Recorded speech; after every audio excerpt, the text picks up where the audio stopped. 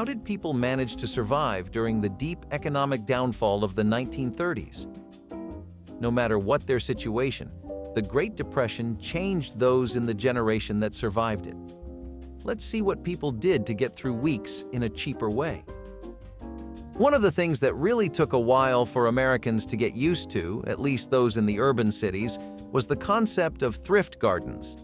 These are not bazaars filled with thrift stores, or centers where you could recycle cheap reusable clothing, but community gardens where people could grow their own food. The idea here was that there was a lot of empty space being taken up by parking lots and other plots of land that were just sitting there without being used. That's one thing. Now we have the second, which was a massive shortage of produce due to both inflation and a very first-come, first-served mentality that took root among the people. Now, you put two and two together and you get thrift gardens, a very clever solution to the problem that not only let people grow their own food and waste less money, but also helped them barter. So it worked as a source of income in those times too. These were particularly popular in cities like Detroit, where an entire thrift garden program helped to raise enough food for around 20,000 people.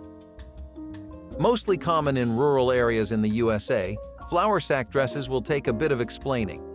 First, we have to start with their backstory. These were cotton sacks, which were used to package commodities like sugar, animal feed, and seeds for growing crops. At least, that was the norm in the very start of the 19th century. But later on, towards the recession, thanks to modern tech like the sewing machine, people found more uses for these sacks of flour.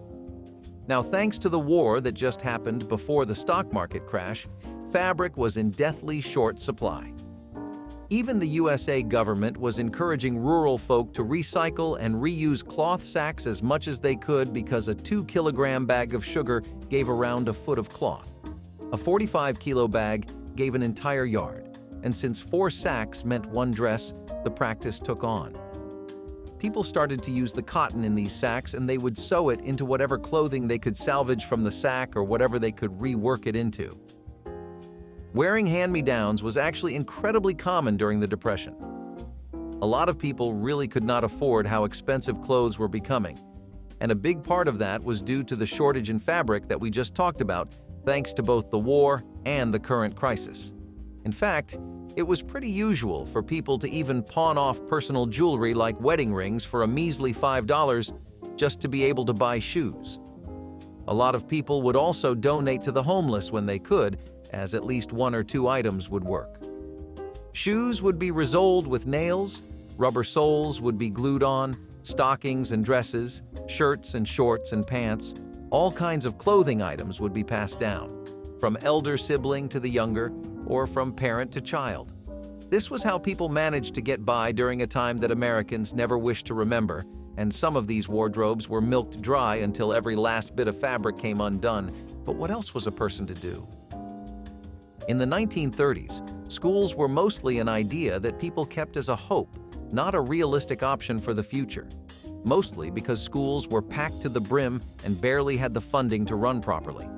Plus, getting kids to school was its own challenge, as most people could not afford gas or maintain vehicles. There was also an incredible uprising of racism, which meant that children of different races and colors had even fewer opportunities to chase a decent education. If a kid does not study, though, what do? It is a sad fact of American history, but child labor got pretty common in America. Even under child labor reform measures, kids could still work up to 8 hours, which is a full adult workday today. And many worked odd jobs like scavenging junk and selling it off, carrying newspapers, or doing petty chores that did not come into child labor laws. Of course, that was all on paper. Behind the scenes, children would get themselves into whatever kind of job they could find, at restaurants or businesses on their last leg for small cash, even if it was illegal for them to be hired. However, this was all they could do to keep the home going. Passing by the time when you have very little money to go out and do anything, plus even less time as family responsibilities would be at your door constantly, was an art in and of itself, especially in the 30s. And would you believe how people did it? Miniature golf of all things. Maybe you were expecting some potluck where people got together and drowned their sorrows in the bottle, but people actually got really crazy about mini golf throughout the 30s. Yeah, They could not afford actual courses or sign up in any clubs, but people would build courses out of whatever materials they could find or buy. Cans, holes in the road, wooden posts, anything worked so long as it vaguely resembled a course. Then all you needed was a bat and a ball and you were good to go. It is reassuring that no matter how dark the times, people find a way to keep fun alive, yeah? Another activity that people found pretty fun and convenient as a way of getting around the prices of gas was riding the rails. What this refers to is getting on freight trains and using those to travel, and it became a popular method of transport for homeless people who would live in Hoovervilles, or otherwise known as shanty towns. It was either this or walking incredibly long hours for an interview you may or may not get hired at, and people had only so much time and even less will. Everything felt like a battle of attrition, you know? And in times like that, it is important to get a break wherever you can. Riding rails wherever you would like to, feeling the wind on your face and hair and knowing you were saving either a lot of cardio or a fair bit of cash felt about as close to a break as people could get in the 30s. These were not just middle-aged adults, but also young men and women in their 20s, and often even teenagers who had left home in search of work. It was common for kids to do that as their families simply could not afford to keep them, and had to focus on either the younger kids or the elderly. A book by Sarah McClanahan found out that in white, middle-class married families, domestic violence was another ugly and dark side effect of the recession, which had sunk its claws deep into families across the nation. There was a shocking and concerning rise of cases of physical abuse, almost always towards women or children, as financial strains meant very frustrated men coming back home. What would make matters even more volatile is the rise of substance abuse issues as a way of coping, and since the only substances easily available were dangerously cheap ones, the impact of it was even worse. The data that McClanahan used for her book was both from employed and unemployed fathers, though, which shows that it was not just the lack of a job that drove these habits. Either way, entire scores of grown men could not take losing their job well, despite how everyone else in the house was dealing with the same financial issues they were. But it seems like the government should have been offering stress management classes too. We take the radio for granted today, but it was a shoulder to lean on back in the 30s when all the chaos was really enveloping America. It was hard to have fun during the Depression, which is so accurately named. If one even had the money to spare on a night out or a good meal, then rarely did everyone in the family have the energy. Even watching the TV was not a given in every household because, for some of them, the bill was just out of the picture. Radio programs still managed to stay as a stable routine part of people's lives that would not go away, and that made radio shows a lot more popular too, since listening to the local station was back like never before. Shows like Amos and Andy or Fibber McGee and Molly, as well as the hit melodies of Kate Smith. The local sports would also play, letting listeners tune into popular boxing matches going on at the time. Boxing got really popular back then too after the war, so there were no shortage of programs like the American Archive of Public Broadcasting that regularly kept putting them on the radio. The point is, there was something for everybody to listen to as they could unwind to take their mind off of things.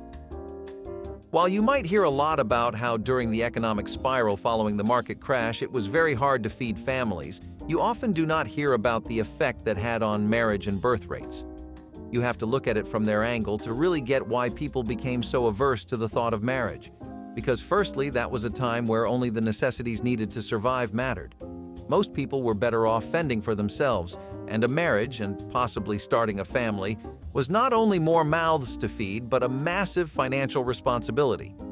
People simply could not afford to get married, and those who did had very simple and plain ceremonies. Even rarer still was the couple that decided to have kids.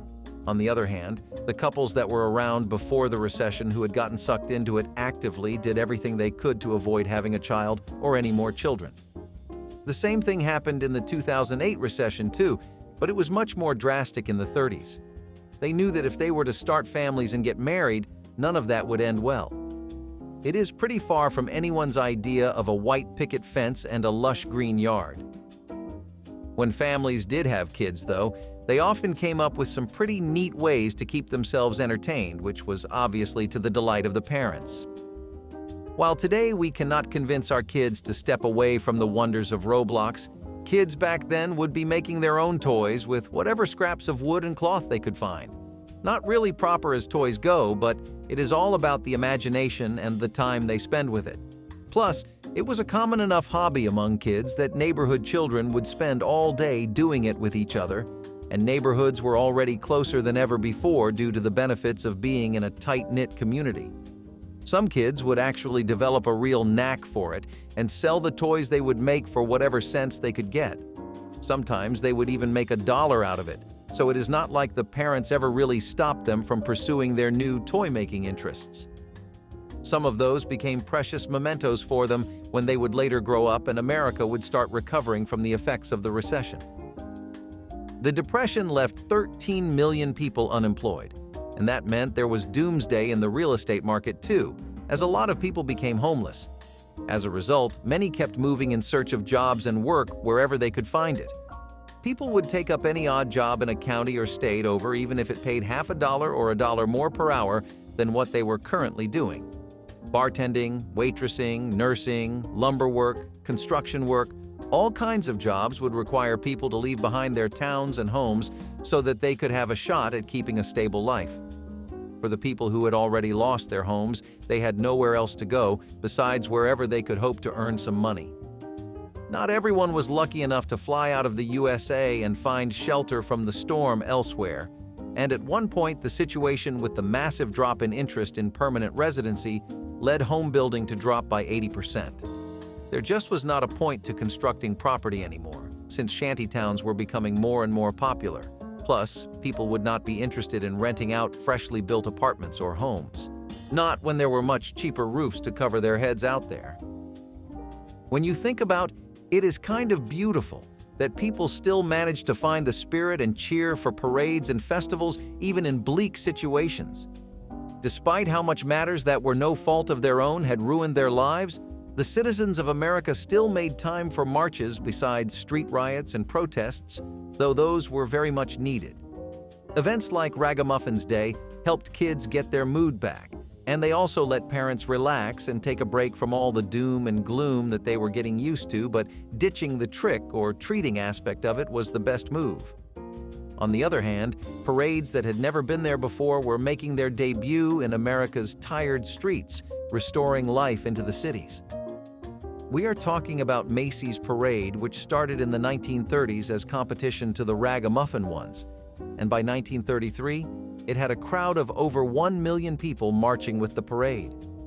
They even got their own massive Mickey Mouse balloon, and radios would broadcast the festivities wherever they could, all the stations together. When you think of cooling, you probably think of a refrigerator because nothing gets the job done quite like a good fridge, keeping your meat and vegetables fresh for ages. But what about the legendary icebox? We say legendary because it dates back to the 1800s if you really dig deep enough. But techniques from then were reincorporated into the 1930 variants that most households ran with. The truth of the Depression as far as refrigeration goes is that the people who could invest in one got theirs early, before the full brunt of things hit the world. The ones who could not have to make do with some other way to get through the summer and make sure nothing went to waste, which was a pretty serious thing households kept looking out for. Ice boxes, like the kind you would keep beer in, got pretty popular as a result. The people who could not get those made boxes out of wood that were lined with tin, and those offered some kind of cooling, but most of the time it was not enough. Investing in a good icebox was a close second to a real fridge. Normally, you would think that a store would want to avoid taking on credit and letting people pile up things on their tab, but grocery stores operating in the 1930s and onwards ran a different way. See, even late payments were better than no payments, and letting people buy food on credit was less like a liability in those times and more like an investment. They knew that the money would come, since the people also wanted to keep maintaining good relationships with the stores so they could keep getting benefits. They also knew that if they turned those kinds of customers down, then they would be missing out on a lot of people, since that was basically a massive chunk of the clientele during those times. People would buy their regular groceries and tinned provisions, and while the grocers would not let them push it too far, They would happily let them buy on credit so long as payment came on the agreed date. A little poetic to end the list with some divine reassurance from the good old church itself, but tent revivals really were just that. Plain reassurance is something we should never underestimate, especially since it was becoming difficult for people to attend church every Sunday, due to 7-day work weeks or people taking odd jobs on the weekends for extra cash. As a result, the church decided to come to the people as traveling preachers would set up tents and hold sermons, as well as religious rituals, and offer a place for people to gather and rest. When this would happen, it would often come with a lot of stew and other rations for people, so that was even more incentive to attend. These tent revivals had great timing because they managed to restore people's faith and energy when they really needed it, more than ever before. The arrangements were pretty simple, with paper cups and folding seats, basic refreshments like tea and water, and they would usually roll to town in a truck or bus, but it was comforting to people at the time. With that, we wrap up our list of practices that families had during the roughest times in America. If you liked the video, give us a thumbs up, subscribe, and let's keep those memories alive.